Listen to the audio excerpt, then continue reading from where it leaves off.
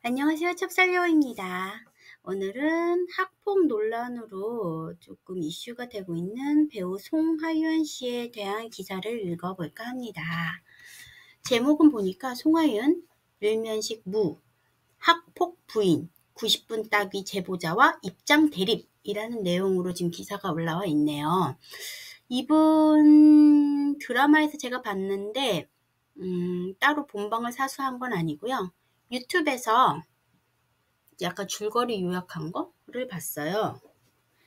거기에 나오신 분 같은데 참 얄밉게 연기를 잘 하시더라고요. 그런데 이제 또 학폭 논란에 좀 휩싸이셨나 봐요. 뭐 진실은 저 너머에 있겠죠? 일단은 뉴스 내용을 읽어보도록 하겠습니다.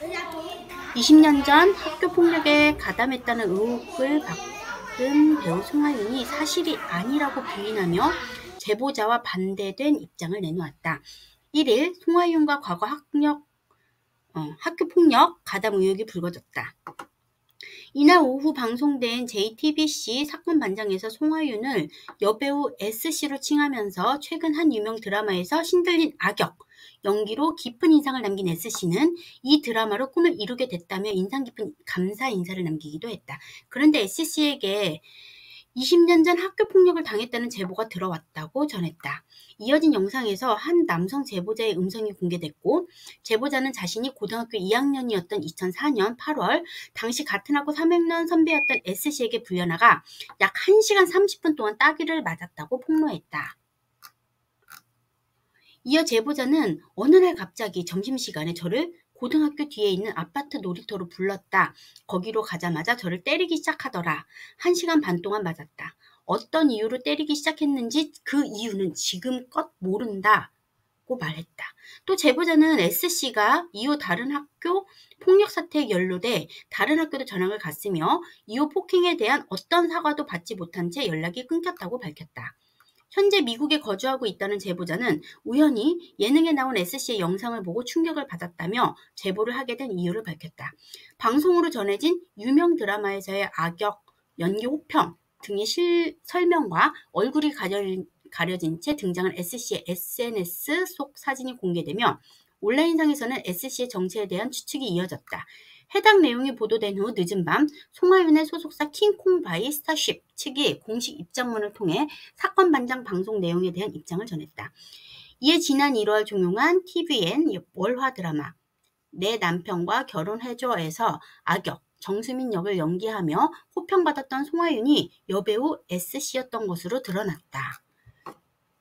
소속사 측은 당사는 본 사안의 심각성을 인지하고 최초 제보를 받은 후 사실관계 확인을 위해 제보자와 통화를 했다. 이후 메신저를 통해 정확한 사실 확인을 위한 만남을 요청했지만 제보자 측에서 거부 의사를 밝혔고 이에 통화를 요청했으나 답변을 받지 못했다고 설명했다. 또 제보자 측 주장에 관해 배우에게 사실을 확인한 결과 제보자와는 일면식도 없으며 해당 내용 모두 사실이 아님을 확인했다며 학폭 가담 의혹을 부인했다. 소속사 측은 현재 제보자 측의 일방적인 주장으로 무분별한 억측과 추측성 내용이 확산되고 있다며 확인되지 않은 사실과 추측성 보도는 자제해 주시길 간곡히 부탁드린다고 덧붙였다. 앞서 사건 반장에서 제보자는 S씨의 소속사에 관련 내용을 문의했지만 답은 얻지 못했고 이후 얻은 회신에서는 배우가 해외 스케줄 중이라 전달이 안 된다는 입장을 받았다고 말했다. 또 이후 S씨의 소속사 관계자는 자신과 S씨가 함께 미국으로 갈 테니 직접 얼굴을 보자고 했지만 제보자는 나에게 가해를 했던 배우가 어떤 입장인 것을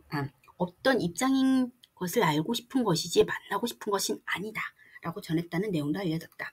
90분간 따귀를 맞았다는 제보자의 말과 제보자와 일면식도 없다는 송하윤의 서로 다른 입장이 전해지며 과거 송하윤의 학교 폭력 가담 의혹 진실 여부에 대한 궁금증이 높아지고 있다.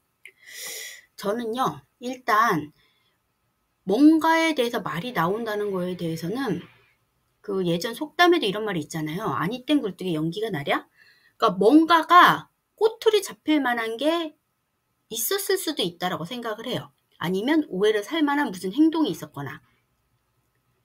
그러니까 이분이 제보자가 100% 거짓말을 했다 아니다라는 거는 저도 모르죠. 진실은 저 너머에 있으니까요. 근데 어찌됐든 내가 뭔가의 행동에 대한 실마리를 주지 않으면 이런 말은 나오지 않을 거라는 생각을 좀 하거든요.